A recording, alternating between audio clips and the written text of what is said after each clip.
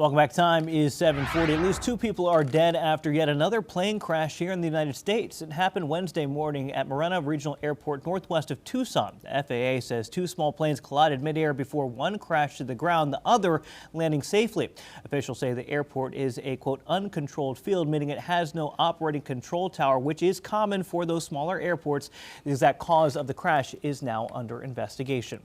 It's been nearly 3 days since that crash landing where a Delta regional jet ended upside down on a runway. This was after what experts say appears to be a hard landing that collapsed one of the main landing gear and then broke off right wing, with part of the plane erupting in a fireball. This was up in Toronto. All on board miraculously survived. Today, while the aircraft wreckage has been cleared, the runway still remains closed at Canada's Toronto Pearson International Airport, a very busy one, while investigators look into the cause of that crash. We have our chief transportation correspondent, pilot May-Kay Beeler, joining us to break this all down. May-Kay, you have some type of personal connection to this accident. What is that? You know, a lot of folks know I'm a pilot. I've been flying over 40 years in 30 different types of aircraft. I've even trained in the CRJ, the Canada regional jet that was involved in the midair collision over Washington, Potomac, and to Toronto.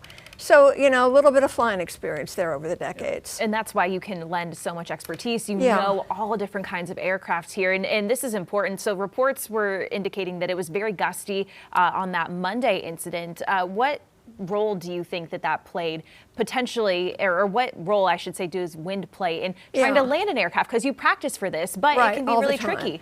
It can be tricky. So steady wind is okay, especially if it's pretty much down the runway. Gusty wind is a different story. Gusty wind is unpredictable. It can increase and decrease, be strong and go away. So steady wind is a known to us. We know what we're dealing with. But gusty winds, especially in a crosswind situation or where the wind isn't aligned with the runway, we have to make corrections into the wind. And all of a sudden, if that changes at the last second when you're trying to touch down, it's possible the airplane can go sideways or things can happen that we're not prepared for. We're trained for, but we're prepared at that point to what we call go around.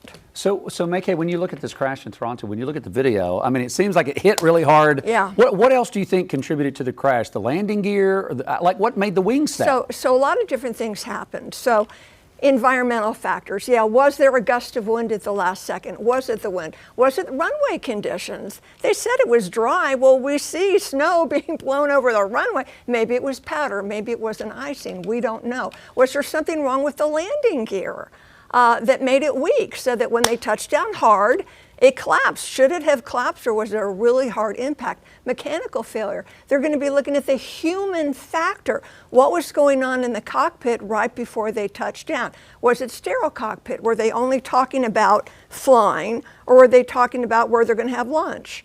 So the conversation in the cockpit voice recorder, the data recorder, all these things come into play.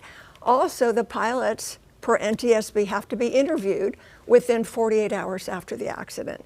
They've been interviewed and drug tested. So a lot goes into this, the environmental factors and the human factors. Now let me show you a little demonstration. This is my Cessna 172, how an airplane typically lands. So the airplane is coming in on a descent, typically about 700 feet per minute in this aircraft, till they're about 20 feet above the ground, and then they level the airplane off and then bring the nose up. So the main wheel, the runway fell apart. So the main wheels touch down first, but it appears in this situation, the airplane just flew into the ground. It appears. So that's a really hard landing. So why did that happen? What was the experience level of the flying pilot? Interesting. So that's something that obviously we're going to look into, or the NTSB, I should say, is going to look into. And they're all experienced. I just want to make that clear. I'm not saying they're not experienced. We're all trained and experienced, but was the flying pilot as experienced as he or she should have been? Okay. May-Kay, this is why we love you, because you're able to take us inside the cockpit and take us into your decades of experience. Have you ever had a situation where it was kind of a last-second decision? You had to make either we land or do something else. What type of options are there in that last-second decision? So we fly what we call a stabilized approach. You're coming in descending a certain feet per minute, a certain airspeed, lined up on the center line of the runway. There isn't any big changes at the last minute, stabilized. If for some reason something doesn't feel right, we're going to go around. That means we're going to do it again. Full power, gear up, flaps up. Let's come around and try it again. I had been in that situation where the wind shifted on me at the last minute. The ideal runway for the winds was closed. So ATC had me on another runway and the wind kept shifting. I was with a student as a flight instructor. It was scary, and at the last second, I'm going around. I couldn't even talk. It was so stressful. It took me a minute to catch my breath and key the mic and say, 7X Lima is going around. Going around. What are your intentions? All right, what's the wind? What's going on with the wind? Talking with ATC, and I said, I'm going to come back. I'm going to try it again. If it ain't right, I'm going to another airport where the wind is better aligned with the runway. Because I didn't have it, this is at Piedmont Trident International Airport. Yeah. 2 parallels and a perpendicular. Perpendicular was the one I needed to be on, closed. So we're on these other 2 runways, and the wind was not conducive because it was gusting, like 40, and the crosswind component, meaning the greatest crosswind this airplane could handle was only 15 knots, and it was gusting to 20 to 40. Why was I in those conditions? Because the bad weather moved in sooner than I anticipated.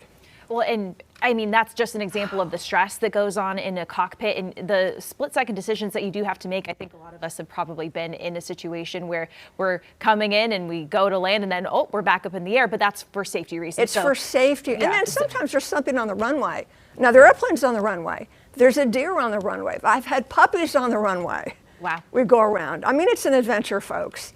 Now, let me just tell you quickly. The pilots in this situation have been interviewed.